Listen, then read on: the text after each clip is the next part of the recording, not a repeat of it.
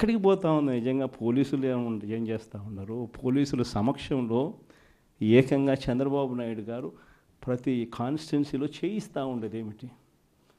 ఇదే నిజంగా ప్రజాస్వామ్యం?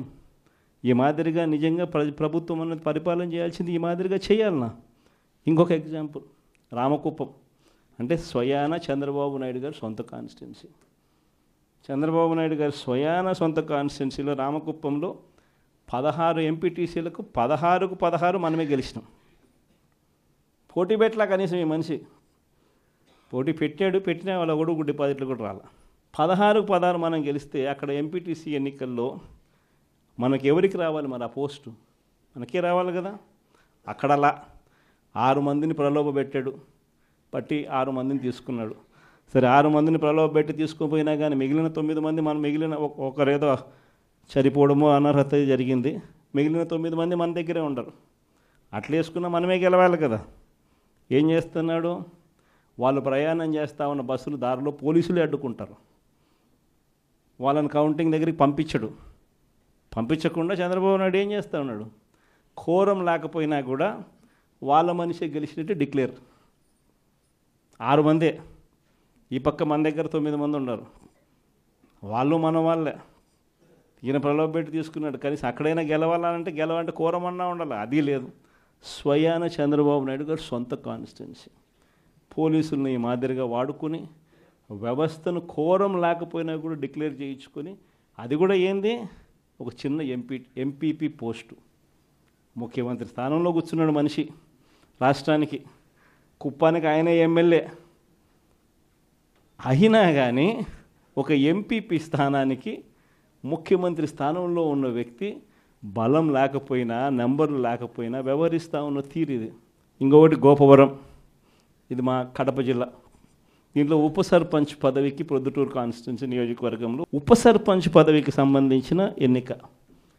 ఇందులో 19 గెలిచాం మనం. వాళ్ళు గెలిచింది కేవలం ఒక 4 ప్రలోభ పెట్టి తీసుకున్నారు. అయినా కూడా వాళ్ళ బలం ఎంత? ఆ 1 + ఈ 4 5, మిగిలిన 15 మనవే. ఏం చేస్తూ ఉన్నారు?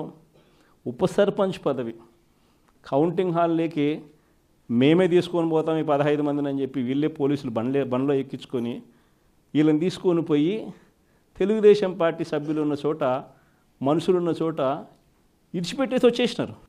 అంటే వాళ్ళను కొట్టమని, దౌర్జన్యం చేయమని, రానికుండా చేయమని చెప్పి పోలీసులు.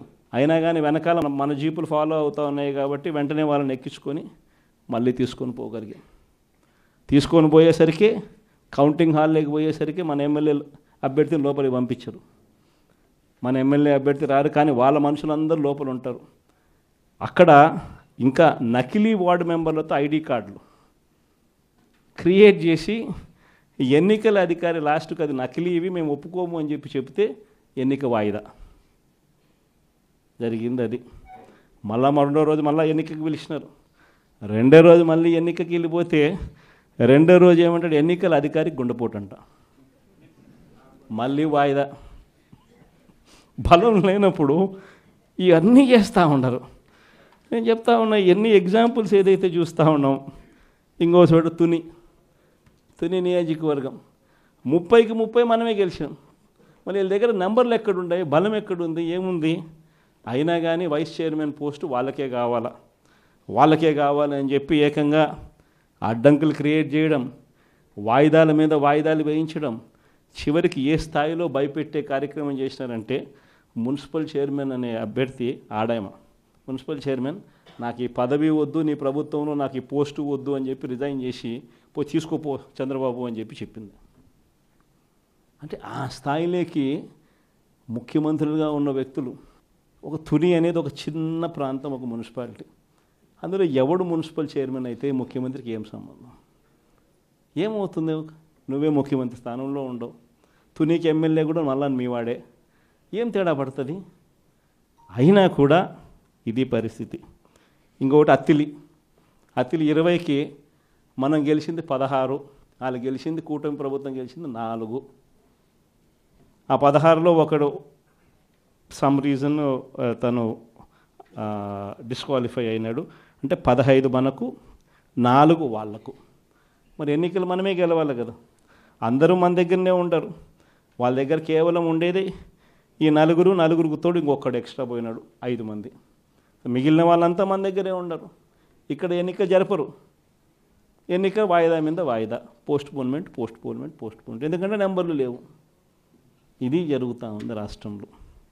ఇలాంటి పరిస్థితుల మధ్య, ఇంతటి దారుణమైన రాజకీయ వ్యవస్థల మధ్య మీ ప్రాంతాలలో మీ చోట్ల కూడా ఇదే రకమైన కార్యక్రమాలు జరుగుతూ ఉన్నా కూడా, ఇది పెద్దవి మాత్రమే చెప్పా. బహుశా మీ ప్రతి చోట కూడా ఇలాంటి ఘటనలు చాలా జరిగే ఉంటాయి. అయినా కూడా మీరంతా కూడా గట్టిగా నిలబడిన పరిస్థితులే మనం అంతా కూడా చూస్తూ ఉన్నాం. మరీ ముఖ్యంగా కొన్ని చోట్లయితే ఆశ్చర్యకరమైన విషయం ఏంటంటే ఆడోళ్ళు మరీ ఎస్పెషలీ చాలా అంటే చాలా గట్టిగా నిలబడిన వాళ్ళు ఎవరైనా అంటే నా చెల్లెమ్మలు, నా అక్క చెల్లెమ్మలు అని చెప్పి గర్వంగా చెప్తారు. ఈ ఎన్నికల్లో మీరంతా కూడా మీరు చూపించిన మీ స్ఫూర్తిని నిజంగా ఎంత గొప్పగా మీరు చూపించారు అని అంటే, చంద్రబాబు నాయుడు అనే వ్యక్తి ఇలాంటి తప్పుడు పనులు చేయడం తప్పు అని చెప్పి మీ ద్వారా చంద్రబాబు నాయుడు గారికి గట్టి మెసేజ్ పోయింది అన్న సంగతి చెప్పడానికి చాలా సంతోషపడతాను. రాబోయే రోజుల్లో మీరు చూపించిన ఈ స్ఫూర్తి మాత్రం చిరస్థాయిగా నిలబడిపోతుంది. ప్రతి కష్ట సమయంలో ఉన్న ప్రతి కార్యకర్తకు నేను ఒకటే మాట చెప్తా ఉన్నా, మీరు చూపించిన ఈ స్ఫూర్తిని, మీరు ఈ కష్టకాలంలో పార్టీ పట్ల మీరు చూపించిన ఈ నిబద్ధతకు మీ జగన్ ఎప్పుడూ మీకు రుణపడి ఉంటాడని ఈ సందర్భంగా ఖచ్చితంగా చెప్తాను. ఖచ్చితంగా రాబోయే రోజులు మనవి. ఖచ్చితంగా చూస్తూ ఓ సంవత్సరం అయిపోయింది.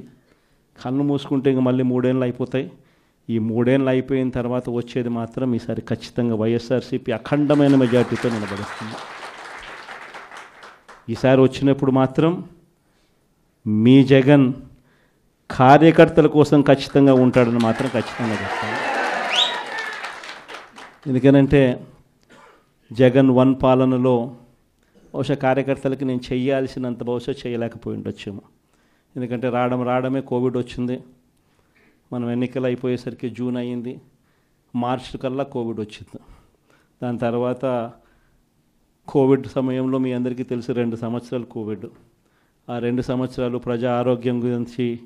ప్రజల గురించి, ప్రజల ఆరోగ్యం గురించి, వాళ్ళకు ఎటువంటి ఇబ్బందులు రాకుండా చూసుకునే దాని గురించే మొత్తం ఎనర్జీస్ అంతా కూడా పెట్టాల్సి వచ్చింది. కాబట్టి బహుశా చేయాల్సినంత అంత ఇదిగా కార్యకర్తలకు అంత తోడుగా ఉండకపోయి ఉండొచ్చు. కానీ జగన్ 2లో మాత్రం అలా జరగదు. ఖచ్చితంగా అందరికీ మాటిస్తూ ఉన్నాను, కార్యకర్తల కోసం జగన్ ఎంత గట్టిగా నిలబడతాడో వచ్చే ఎన్నికల తర్వాత ఖచ్చితంగా అది కూడా చేసి చూపిస్తానని కూడా ఈ సందర్భంగా చెప్తా ఉన్నా.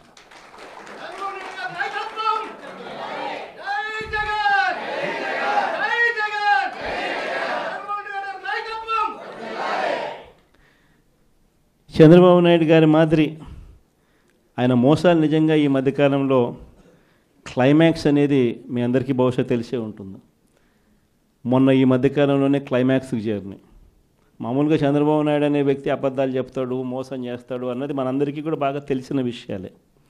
అయినా కూడా ఎందుకో మొన్న సందర్భంలో చంద్రబాబు నాయుడు గారిని పొరపాటున నమ్మి ఆశకులోనే పొరపాటున కొన్ని తప్పుడు అడుగులు పడ్డాయి. తప్పుడు అడుగులు పడి తెలుసుకున్న తర్వాత కనీసం చంద్రబాబు నాయుడు గారు ఇప్పుడన్నా మారింటాడేమో అని చెప్పి చాలామంది ఎదురు చూశారు. కానీ ఆ మారడం అనేది మారలేదు. ఈ మనిషి ఎప్పుడు ఈ మనిషి ఇంతే అని చెప్పడానికి మొన్న ఈ మధ్యకాలంలో ఆయన మాట్లాడిన మాటలు P4 అంట, గుర్తుందా? P4 అని కొత్త మోసం తీసుకొచ్చినాడు. ఆశ్చర్యకరం ఏంటంటే P4 విధానం అంటే ఏంటంటే సమాజంలో ఉన్న 20% పేదవాళ్ళ బాగోగులన్నింటినీ 10% సంపన్నులకు అప్పగిస్తాడట. అసలు ఈ మనిషి ఏం మాట్లాడుతున్నాడో నాకే అర్థం కాల రోజు చెప్పిన తర్వాత. అసలు రాష్ట్రంలో ఎన్ని వైట్ కార్డ్స్ ఉన్నాయో చంద్రబాబుకు తెలుసా అని అడుగుతా ఉన్నా. వైట్ కార్డ్ అంటే ఏంది? తెల్ల బియ్యం కార్డ్ అంటే ఏంది? బిలో పవర్టీ లైన్ అని. అంటే దారిద్ర్య రేఖకు దిగువన ఉన్న వాళ్ళు అనేదే కదా దాని అర్థము. రాష్ట్రంలో 1,61,00,000 ఇళ్ళుంటే అందులో 1,48,00,000 ఇళ్ళు వైట్ కార్డ్ హోల్డర్స్. అంటే ఎంత పర్సెంటేజ్? 1,61,00,000కు 1,48,00,000 అంటే దాదాపుగా 90%. దాదాపు 90% రాష్ట్రంలో ఉన్న ఇల్లులు ప్రజలు దారిద్ర్య రేఖకు దిగువన ఉన్నవాళ్ళు. మరి 90% మంది దిగువన ఉంటే ఈ పెద్ద మనిషి ఇంకోటి అడుగుతా పోనీ, అసలు రాష్ట్రంలో ఎంతమంది ఇన్కమ్ ట్యాక్స్లు కడతా ఉండరు? అదన్నా ఈ పెద్ద మనిషి చంద్రబాబు నాయుడు తెలుసా అని అడుగుతా ఉన్నా. ఎందుకంటే ఇన్కమ్ ట్యాక్స్లు కట్టేది కేవలం 8,60,000 మంది మాత్రమే ఇన్కమ్ ట్యాక్స్లు కడుతున్నారు. మొత్తం మీద ఒక 25 లక్షల మంది ఇన్కమ్ ట్యాక్స్లు ఫైల్ చేస్తూ ఉన్నారు. అందులో నిల్ రిటర్న్స్ అని చెప్పి రాసే వాళ్ళను పోను ఇన్కమ్ ట్యాక్స్లు కట్టే వాళ్ళు ఎంత అంటే కేవలం 8,60,000 మంది మాత్రమే ఇన్కమ్ ట్యాక్స్లు రాష్ట్రంలో కడతా ఉన్నారు. మళ్ళీ 8,60,000 మందికి 1,48,00,000 మందికి అప్పచెప్పాలి కదా. నిజంగా అదే ఆయన చెప్పే P4 అంటే కూడా అక్కడ కూడా మళ్ళీ మోసమే. కేవలం 20% అంటాడు. ఆడ మోసమే. అసలు వాస్తవం చెప్పాలంటే కనీసం 1000 మంది ముందుకు రారు. కనీసం రాష్ట్రంలో 1000 మంది ముందుకు రారు.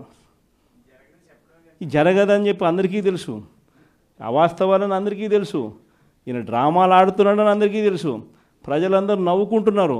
ఈయన మాట్లాడేటప్పుడు ఏకంగా మీటింగ్లో నుంచి మనుషులు కూడా వెళ్ళిపోతూ ఉన్నారు.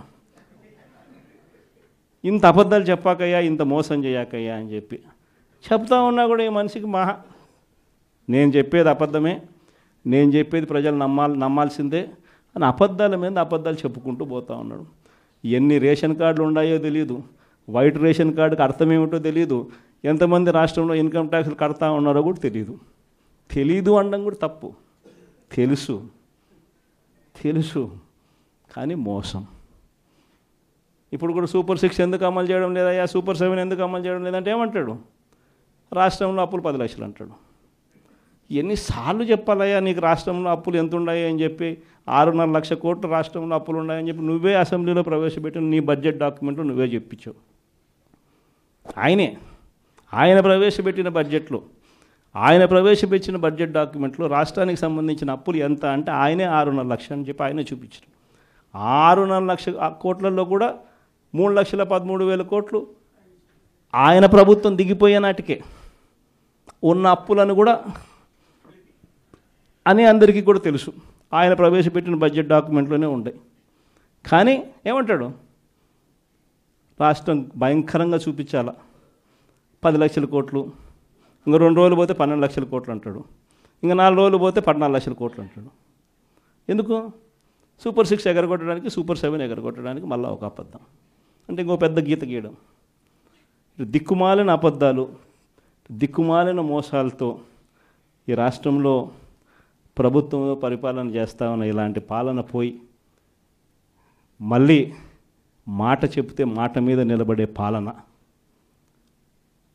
ప్రజలకు ఏదైనా కూడా సమస్య వస్తే ఆ ప్రజల సమస్యలను చూసి కనీసం తప్పించే గుండె ఉండే ఒక మంచి పాలన మళ్ళీ రావాలి అని చెప్పి ప్రజలందరూ కూడా మనస్ఫూర్తిగా కోరుకుంటా ఉన్న ఇలాంటి సమయాల్లో వైఎస్ఆర్ కాంగ్రెస్ పార్టీకి నా అన్నదమ్ములుగా, నా అక్క చెల్లెమ్మలుగా మీరంతా నాకు తోడుగా నిలబడతా ఉన్నందుకు మనస్ఫూర్తిగా మీ అందరికీ కూడా మరొకసారి హ్యాట్స్ ఆఫ్ చెప్తా ఉన్నాను.